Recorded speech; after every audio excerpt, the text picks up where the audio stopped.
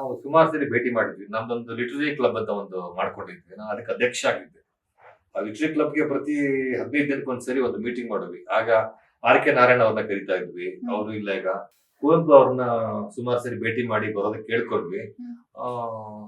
ಅವರು ಬರ್ಲಿಲ್ಲ, ಬಟ್ ಆದ್ರೆ ತುಂಬಾ ಕಾರ್ಡಿಯಲ್ ಆಗಿ ಮಾತಾಡ್ಸೋರು ಕುವೆಂಪು ಅವರು. ಅವ್ರ ಮನೆಯಲ್ಲಿ ಕೂರ್ಸ್ಕೊಟ್ಟು ನಮ್ಗೆ ಕಾಫಿ ಕೊಟ್ಟು ಬೇಡ ನಾನು ಬರಲ್ಲ, ನನಗೆಲ್ಲ ಆಗಲ್ಲ ಅಂತ ಹೇಳೋರು. ಬಟ್ ಭೇಟಿ ಮಾಡ್ತಾ ಇದ್ವಿ ಕುವೆಂಪು ಅವರು. ಒಡನಾಟ ಅಂತಂದ್ರೆ ಅವರೆಲ್ಲ ತುಂಬಾ ಸೀನಿಯರ್ಸ್ ಅವಾಗ. ಬಟ್ ನಾವು ಕರಿತಾ ಇದ್ವಿ. ಅವರು ಮತ್ತೆ ಅವ್ರ ಮಗಳು ತುಂಬಾ ನಮ್ಗೆಲ್ಲ ಪರಿಚಯ. ಮಗಳು ಕೂಡ ಆರ್.ಕೆ. ನಾರಾಯಣ್ ಬರೋರು, ಬಂದು ಅವ್ರ ಪುಸ್ತಕಗಳ ಬಗ್ಗೆ ನಾವು ವಿಮರ್ಶೆ ಮಾಡೋದು, ಮಾತುಕತೆ ನಡೆಯೋದು, ಮಾತು ಡೀಟೇಲ್ಸ್ ಬಗ್ಗೆ ಆಗ್ಲಿ, ಇನ್ಯಾವುದೋ ಪುಸ್ತಕಗಳ ಬಗ್ಗೆ ಆಗ್ಲಿ ಮಾತುಕತೆ ನಡೆಯೋದು, ಪ್ರಶ್ನೆಗಳನ್ನ ಕೇಳ್ತಾ ಇದ್ವಿ.